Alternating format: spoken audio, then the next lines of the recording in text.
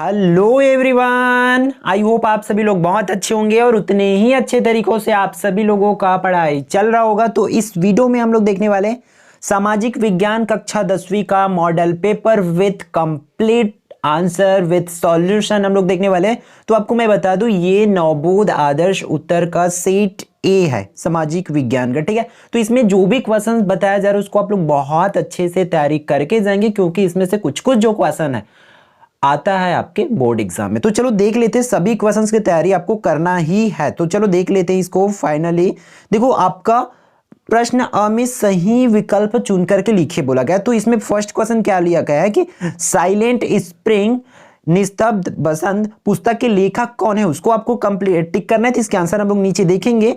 दूसरा, रूसी क्रांति का नेता कौन था, उसको आपको बताना है। फिर परमाणु खनिज के लिए प्रसिद्ध खनिज है, उसको बताना है आपको। फिर द्वीपों का देश कहा जाता है और भारत में कहां महिलाओं का आरक्षण की व्यवस्था है। तो इन चीजों को आपको टिक करना है। तो इसके आंसर यहां आप लोग देख पा रहे होंगे, पहला का बी होगा, दूसरा का सी और तीसरा का, जैसे कि तीसरा में क्या बोल रहा है कि खनिज परमाणु के लिए प्रसिद्ध खनिज कौन सा है, सॉरी परमाणु खनिज के लिए प्रसिद्ध खनिज कौन सा है। तो तीसरा का जो डी यूरेनियम है। फिर द्वीपों का देश किसको कहा जाता है, तो इंडोनेशिया को। और प्रश्न पांचवा, भारत में कहां महिलाओं के लिए आरक्षण की व्यवस्था है, तो पंचायती राज व्यवस्था में। इस तरीके से करना है आपको। फिर जो खाली स्थान है उसको देख लो आप लोग, यहां पर सबकी आंसर भी नीचे आप लोग देख सकते हैं। जैसे कि औसत आय को खाली स्थान आय भी कहा जाता है, तो वहां पर प्रति व्यक्ति आय भी कहा जाता है। रबी की फसल का मुख्य खाद्यान्न जो है गेहूं। तो आपको देखो, इसमें रबी फसल पूछा गया था, आप लोग खरीफ फसल, गर्मी फसल, ये सब चीज जो है सब कुछ कर लो अच्छे से।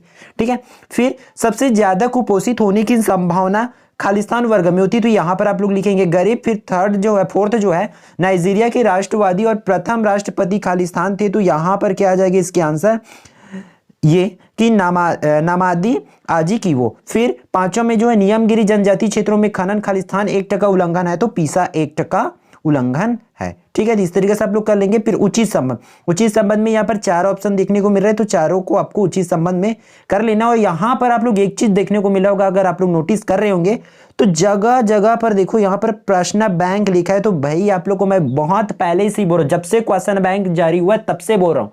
हम उसकी आंसर्स भी प्रोवाइड करा रहे थे आप लोगों को, बट आप लोगों की जो इंटरेस्ट बहुत लो थी एकदम, इसलिए उसको आंसर्स जो प्रोवाइड कराए थे उसको रोका गया, क्योंकि आप लोग इंटरेस्ट नहीं दिखा रहे थे। बट मैं उस चीजों को आप लोग को बहुत पहले का बता चुका हूं कि आपको कितनी % जो है क्वेश्चंस आ सकती है। वीडियो भी इस पर बनाया गया था ना, तो इसमें प्रश्न बैंक लिखा गया। तो कहीं ना कहीं उन लोग ये बताना चाहते हैं कि क्वेश्चन बैंक से जो क्वेश्चन आपका आ सकता है। अब आप लोग का कमेंट ये रहता है कि कितना % आएगा, तो भाई कहीं से फिक्स तो नहीं होती ना। बट हर जगह में आप कुछ भी पढ़ो, परीक्षा बोर्ड में वही क्वेश्चन मिलेगा, सार में वही क्वेश्चन मिलेगा, क्वेश्चन बैंक में वही मिलेगा। ऐसा तो नहीं है कि सब में अलग अलग है, सब आपका सिलेबस तो सेम है ना। इसलिए आप किसी को भी करते हो तो कंप्लीट फॉलो करो। मेरे हिसाब से परीक्षा बोर्ड सार जो भी करते हो उसको अच्छे से करो।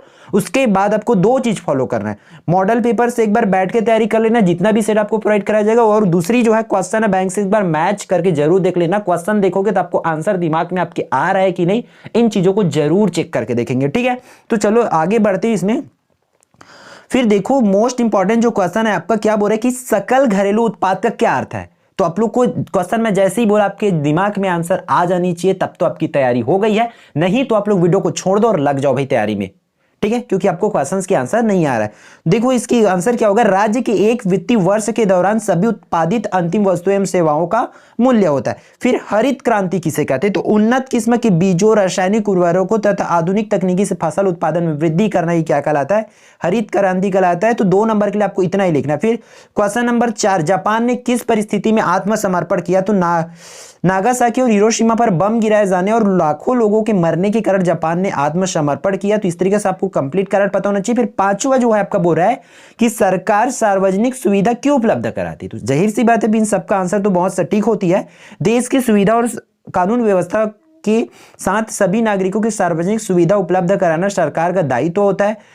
इसका उपयोग देश में सभी लोग करते हैं, जैसे कि बिजली, पानी, सड़कें आदि को एक सार्वजनिक सुविधा कहा जाता है। ठीक है, फिर 6वां, शीत युद्ध किन किन देशों के मध्य हुआ, तो कब हुआ, इन सब चीजों को भी लगभग आपको पता होनी चाहिए डिटेल। शीत युद्ध का फिर परिणाम क्या हुआ, इस तरीके से।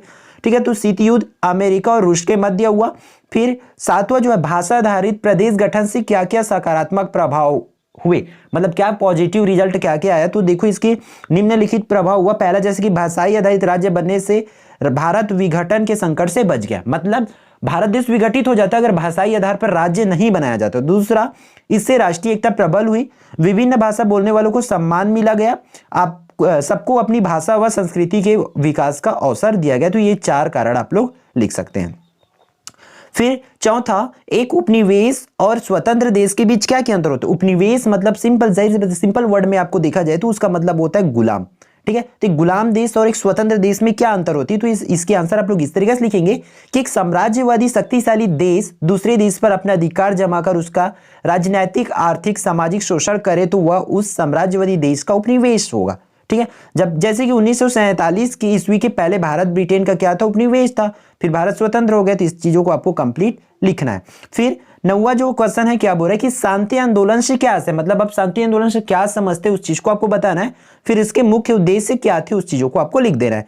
तो अंतर्राष्ट्रीय शांति के लिए संगठित होकर किया गया प्रयास शांति आंदोलन है। इसके अंतर्गत शांति शिविर लगाना, युद्ध विरोधियों का समर्थन, निशस्त्रीकरण का पालन मुख्य है, ठीक है। तो इस तरीके से आप लोग लिख सकते हैं। फिर इसके उद्देश्य भी तो आपको पूछा गया ना क्वेश्चन में। तो शांति आंदोलन का मुख्य उद्देश्य था परमाणु हथियारों पर प्रतिबंध लगाना, दूसरा हथियारों की दौड़ को रोकना और शांति के प्रयासों को आगे बढ़ाना था उनका उद्देश्य। फिर 10वां जो आपका 3 मार्क्स के लिए देख लेते हैं, इसमें स्मार्ट सिटी की अवधारणा को आपको समझाना कि स्मार्ट सिटी की क्या अवधारणा होती है। तो स्मार्ट सिटी किसे कहेंगे, तो देखो इन शहरों में रहने वाले लोगों की आधारभूत निर्माण संबंधी सेवाएं शीघ्र एवं कुशलतापूर्वक उपलब्ध कराई जाएगी, साथ ही बचाव का सुरक्षा व प्रबंध होगा। शहर अन्य शहरों के लिए प्रकाश स्तंभ के रूप में कार्य करेगा। नगरों में बढ़ती जनसंख्या के दबाव से उत्पन्न समस्याओं से निपटने के लिए भारत सरकार ने प्रथम चरण में देश के 100 शहरों को स्मार्ट सिटी में बदलने का घोषणा की गई। तो इस तरीके से स्मार्ट सिटी को आपको बताना है कि वहां कैसी सुविधाएं मिलती है, क्या होती है, और भी डिटेल आप अपने मन से भी लिख सकते हैं।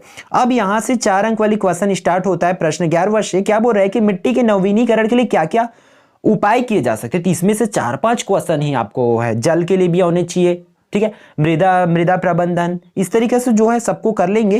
तो इन देखो सिंपल है ना, सबको आप लोग अच्छे से कर लेंगे। फिर अथवा में देखते हैं भू अधिग्रहण अधिनियम, दोनों मोस्ट इंपॉर्टेंट क्वेश्चन है भाई। ये तो मेरे तरफ से भी इन सबको टिक लगा लो अच्छे से। इन क्वेश्चंस को आपको करना ही है एनी हाउ, ठीक, क्योंकि 2 नंबर 1 नंबर वाले क्वेश्चन बदला जा सकता है, बट ये 4 नंबर वाले लिमिटेड, आपको 4 सेट प्रोवाइड कराया जाएगा। इन चारों सेट का क्वेश्चन कर लो, आपका लगभग 75 में 50+ ही नंबर आ जाएगा, ठीक है।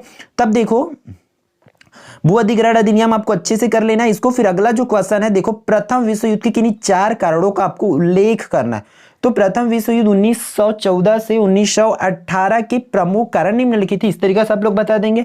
इसमें पहला देखो साम्राज्यवादी शक्तियों में संघर्ष, तो आपको ये जो हेडिंग है, हेडिंग एटलीस्ट आपको याद होनी चाहिए, फिर उसके अंतर्गत कैसे लिखना है वो आपको पता होनी चाहिए। दूसरा, उग्र राष्ट्रीयता की भावना के कारण प्रथम विश्व युद्ध हुआ। फिर इसमें अगला कर सकते हैं सैनिक गुटबंदी, मतलब सैनिक ज्यादा थी इसलिए, क्योंकि अगर सैनिक ही नहीं रहता तो युद्ध ही नहीं होता, सैनिक गुटबंदी भी एक कारण है। फिर अगला तत्कालीकरण, तत्कालीकरण आपको पता होना चाहिए कि वहां जो ऑस्ट्रेलिया के राजकुमार और उसकी पत्नी को गोली मारकर हत्या कर दी गई थी, तो इस तरीके से ये युद्ध हुआ था, ठीक है। तो तत्कालिक कारण भी एक कारण है उसका।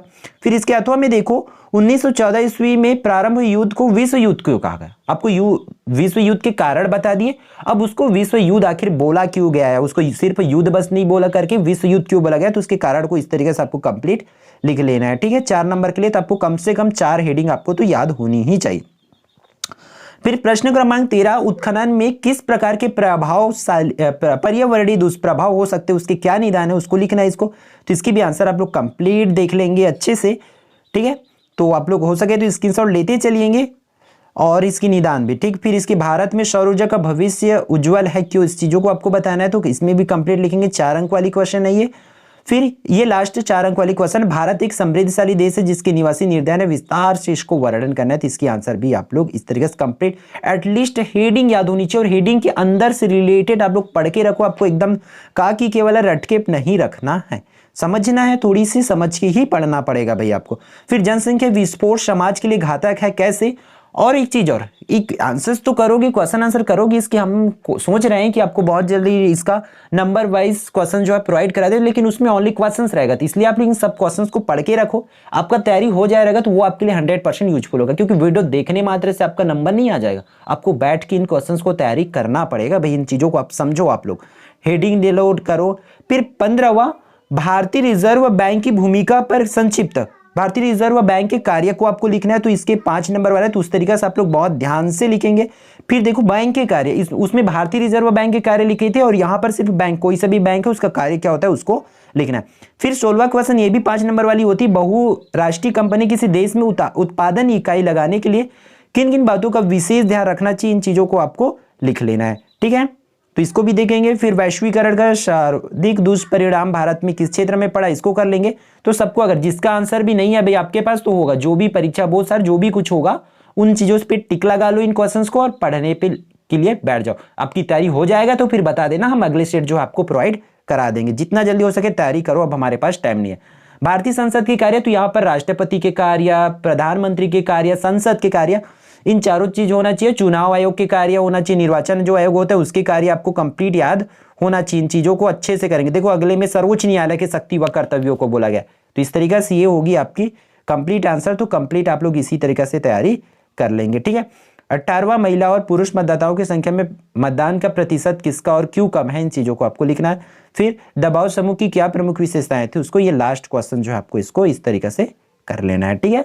तो आई होप ये पूरी वीडियो आपके लिए यूजफुल रहा होगा, और यूजफुल तभी होगा जब आप लोग बैठ के पढ़ोगे, इन क्वेश्चंस को लिख कर रखो, इसकी तैयारी कर लो, अपने से खुद से एक नोट बना लो, क्वेश्चन को लिख के रखो, फिर उसी सबका आपको रिवीजन करके प्रैक्टिस करके भी तो जाना है ना एग्जाम के लिए। इसलिए क्वेश्चन आंसर मत लिखो, क्वेश्चन लिख के रखो, एटलीस्ट 3 नंबर 4 नंबर 5 नंबर वाले क्वेश्चन को तो लिख ही लो, ठीक है, तब जाके ये आपके लिए यूजफुल होगा। तो यूजफुल अगर लग रहा है तो लाइक कर देना, और इसका अगर तैयारी हो जाएगा उसके बाद आप लोग बताना कि आपको फिर इसके सेट बी सेट सी की आपको जरूरत है करके, ठीक है। तो मिलते हैं आने वाले इंपॉर्टेंट वीडियो पर। आई होप आप लोग अपनी पढ़ाई जो है कंटिन्यू और बेस्ट करेंगे, ठीक है।